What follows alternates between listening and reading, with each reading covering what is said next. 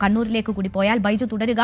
കണ്ണൂരിലേക്ക് കൂടി പോയാൽ കണ്ണൂരിൽ 11 മണ്ഡലങ്ങൾ, 9 LDF, 2 UDF എന്ന നിലയിലാണ് ഉള്ളത്. കണ്ണൂർ ഇത്തവണ വലിയ രീതിയിൽ ശ്രദ്ധാകേന്ദ്രമായി സംസ്ഥാനത്ത് തന്നെ എന്നത് നമുക്ക് കാണാം. അത് പാർട്ടിയിൽ നിന്ന് വന്ന വിമതരെ UDF സ്ഥാനാർത്ഥികളാക്കിയതിലൂടെയാണ് ആ രീതിയിലുള്ള ഒരു ശ്രദ്ധ കണ്ണൂരിനെ സംബന്ധിച്ചുണ്ടാകുന്നത്. പാർട്ടിയുടെ ഏറ്റവും വലിയ ശക്തി കേന്ദ്രമായിരുന്നിട്ട് പോലും ആ നിലയിൽ വാർത്തകളിൽ കണ്ണൂർ ഇടം പിടിക്കുന്നത് നമ്മൾ കണ്ടതാണ്.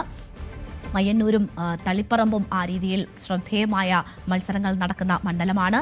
ധർമ്മടത്ത് മുഖ്യമന്ത്രിയുടെ ഭൂരിപക്ഷം കുറയും ആ രീതിയിലുള്ള ശക്തമായ മത്സരം UDFന് കാഴ്ചവെക്കാനായി എന്ന സാഹചര്യങ്ങൾ ഒക്കെ റിപ്പോർട്ട് ചെയ്യപ്പെടുന്നുണ്ട്. അത് എന്താകും എന്നത് ഫലപ്രഖ്യാപനത്തിന് ശേഷം മാത്രമേ അറിയാൻ കഴിയൂ. എന്തായാലും പാർട്ടി കോട്ടകൾ ഇളകുമോ കണ്ണൂരിൽ എന്നതാണ് ഏറ്റവും ശ്രദ്ധേയമായിട്ടുള്ള കാര്യം. KV ബൈജു തുടരുന്നുണ്ട്. ബൈജു, കണ്ണൂരിലേക്ക് വന്നാൽ അവിടെ ഇടതുപക്ഷത്തെ സംബന്ധിച്ച് ഭരണം നഷ്ടപ്പെടുന്ന സാഹചര്യത്തിൽ പോലും യാതൊരു തരത്തിലുള്ള ആശങ്കയുടെയും ഫാക്ടർ ഇതുവരെയുള്ള തെരഞ്ഞെടുപ്പുകളിൽ ഉണ്ടായിരുന്നില്ല എങ്കിൽ ഇത്തവണ അതല്ല സാഹചര്യം.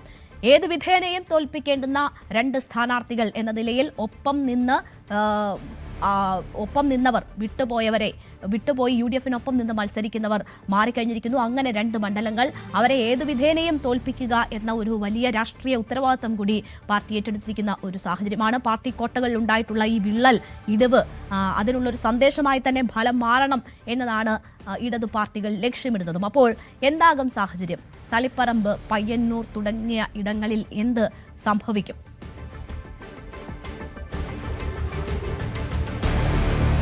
രേണുക, അത് തന്നെയാണ് ഏറ്റവും പ്രധാനം. പയ്യന്നൂരും തളിപ്പറമ്പും വലിയ അടിയൊഴുക്കുകൾ ഉണ്ടാകുമെന്നാണ് റിപ്പോർട്ടുകൾ. അതുകൊണ്ട് തന്നെ എന്താകും പയ്യന്നൂരിലെയും തളിപ്പറമ്പിലെയും സാഹചര്യം, അത് തന്നെയാണ് ഏറ്റവും പ്രധാനം.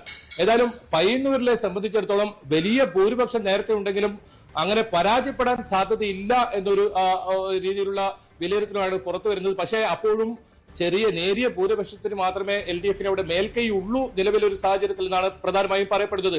ഏതായാലും B. കുഞ്ഞികൃഷ്ണൻ വലിയ തോതിൽ പ്രവർത്തനവുമായി മുന്നോട്ട് പോകുന്നുണ്ട്. വലിയ ഭീഷണിയൊക്കെ നേരിടുന്ന സാഹചര്യം അദ്ദേഹത്തിനുണ്ട്. അപ്പോഴും വലിയ ശക്തമായ പ്രചരണവുമായി കോൺഗ്രസിന്റെ വലിയ പിന്തുണയോടുകൂടി അദ്ദേഹം മുന്നോട്ട് പോകുന്ന സാഹചര്യമുണ്ട്.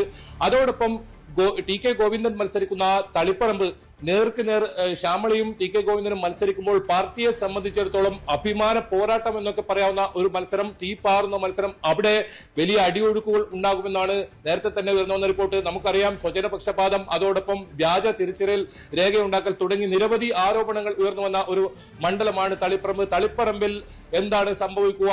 ഇത്തവണ ഇടത് കോട്ട ഇളകുമോ? അത് തന്നെയാണ് ഏറ്റവും പ്രധാനമായി ഉയർന്നു കേൾക്കുന്ന ചോദ്യം. ഏതായാലും സംസ്ഥാന രാഷ്ട്രീയത്തിൽ പ്രധാനപ്പെട്ട നേതാക്കളെല്ലാം ഉള്ള ഒരു ജില്ലയാണ് ഈ കണ്ണൂർ. കണ്ണൂരിൽ നിന്നാണ് നാളെ വളരെ പ്രധാനപ്പെട്ട പല പ്രതികരണങ്ങളും വരേണ്ടത്. മുഖ്യമന്ത്രി പിണറായി വിജയൻ രാവിലെ തന്നെ വോട്ട് രേഖപ്പെടുത്തി ഇത്തരത്തിൽ ഒരു പ്രതികരണം ഉണ്ടാകും തന്നെയാണ് പ്രതീക്ഷിക്കപ്പെടുന്നത്. അതോടൊപ്പം KPCC പ്രസിഡന്റ് സണ്ണി ജോസഫ് മത്സരിക്കുന്ന പേരാവൂരും കടുത്ത മത്സരമാണ് നടക്കുന്നത്. സണ്ണി ജോസഫിനെ സംബന്ധിച്ചിടത്തോളം അത് ഏറ്റവും പ്രധാനമാണ്. അദ്ദേഹത്തിന്റെ രാഷ്ട്രീയ ജീവിതത്തിൽ തന്നെ ഒരുപക്ഷെ UDF ഭരണത്തിൽ വന്നാൽ ഒരു മന്ത്രി സ്ഥാനത്തേക്ക് വരെ എത്തേണ്ട ഒരാളാണ്. അത്തരത്തിലുള്ള ഒരാൾ അദ്ദേഹം വിജയിച്ചു വരുമോ? അതല്ല KK ശൈലജ മണ്ഡലം തിരിച്ചു പിടിക്കുമോ എന്നത് വളരെ പ്രധാനപ്പെട്ട ഉയർന്നു നിൽക്കുന്ന ഒരു ചോദ്യം തന്നെയാണ്. ധർമ്മടത്തേക്ക് വന്നാൽ ധർമ്മടത്ത് മുഖ്യമന്ത്രി പിണറായി വിജയന്റെ ഭൂരിപക്ഷം ഇത്തവണ കുറയുമെന്ന തരത്തിലുള്ള വലിയ തോതിലുള്ള പ്രചാരണമുണ്ട്.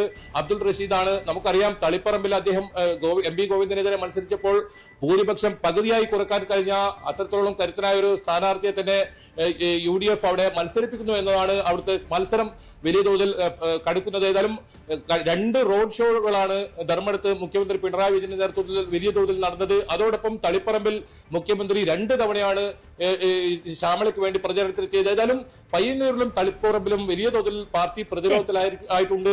പുതിയ ആരോപണങ്ങളുമായി V. കുഞ്ഞികൃഷ്ണൻ ഓരോ ദിവസവും വരുന്ന സാഹചര്യം കൂടിയുണ്ട്. എന്തായാലും ഈ ഒരു തളിപ്പറമ്പിലും എങ്ങനെ വോട്ടിംഗിൽ പ്രതിഫലിക്കും എന്നത് കാത്തിരുന്ന് തന്നെ കാണേണ്ടുന്നതാണ്. പയ്യന്നൂർ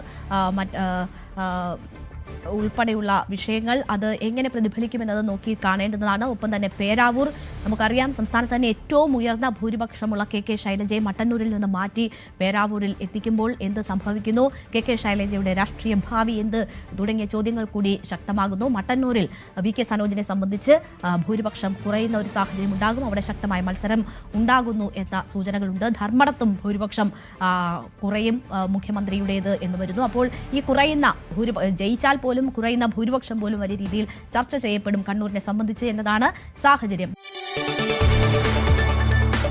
കൂടുതൽ വാർത്തകൾക്ക് news 18 Keralam YouTube channel subscribe ചെയ്യുക.